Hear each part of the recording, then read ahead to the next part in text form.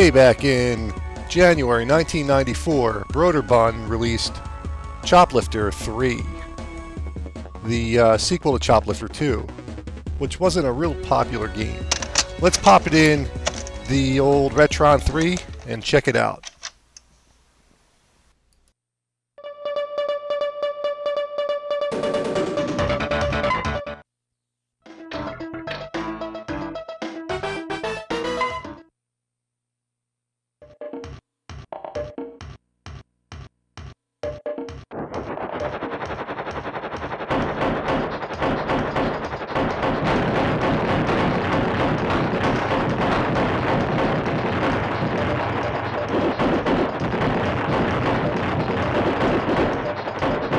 Now, as you can see, Choplifter III is not a whole lot different than Choplifter the original, released in 1982 for the Apple II. And that game was so wildly popular that after it was released for the Apple II, it was ported to just about everything, including the arcade. And it was just a fantastic early computer game. And not a lot has changed by the time we see Choplifter III some, 12 years later. We have some updated graphics and some slightly updated concepts, but it's basically the same game, which is not a bad thing at all, because Choplifter, the original, was an awesome game.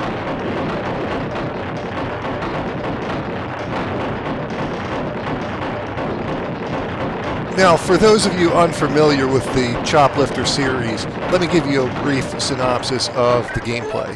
You pilot that helicopter, and your mission is to rescue as many hostages as is required to pass the level. In Choplifter 3, you'll see that the number of required hostages that you have to rescue is indicated by the middle box at the top. And as you deliver the hostages to the home base, that number decreases.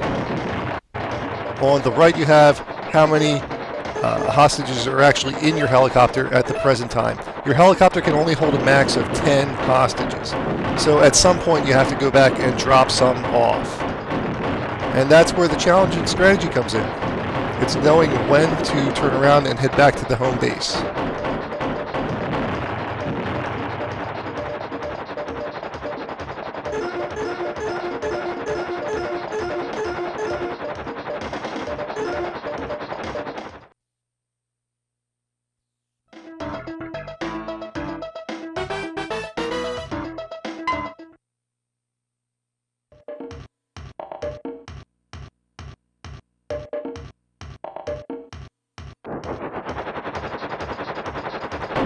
Now, the game control of Choplifter is quite simple and straightforward.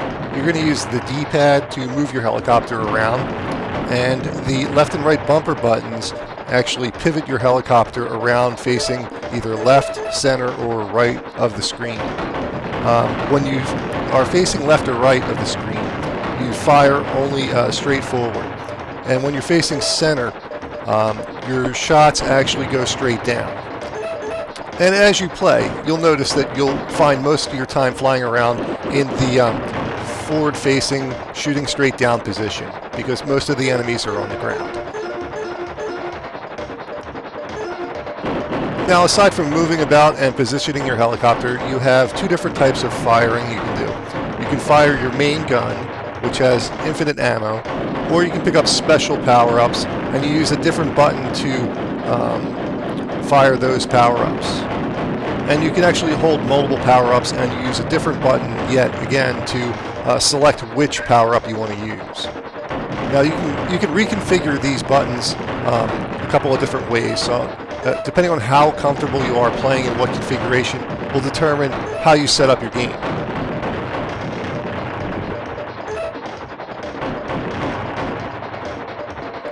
Now, if I could draw your attention to the top left hand corner of the screen, you'll see a power gauge, and that's your helicopter damage gauge. And obviously, if that damage gauge goes all the way to the bottom, your helicopter crashes. There are a couple of checkpoints throughout a stage where you can land and get your helicopter repaired and refill your damage gauge.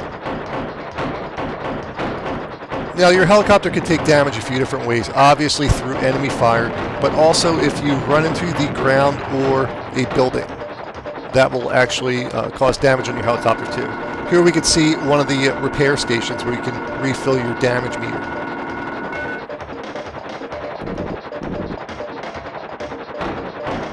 Now, throughout various points in the level, you'll come across very big end bosses that are not necessarily at the end of the stage, but they're there, and they really suck to try and beat. I mean, this tank is ridiculous. I spent, I don't know, 15 minutes trying to defeat this tank, and it just kicked my up and down the screen.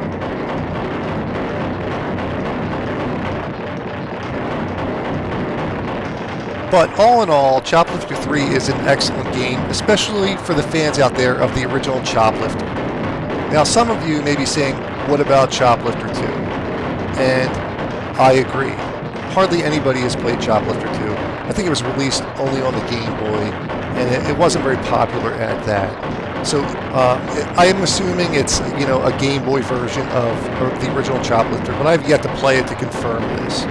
So with Choplifter 3, I think what we have is the real sequel to Choplifter. And I highly recommend picking it up, especially for fans of the old scrolling shooter on the Apple II.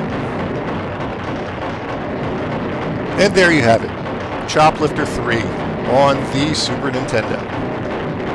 If you'd like to pick up Choplifter 3 for the Super NES, I'll leave a link in the description box to my online video game store.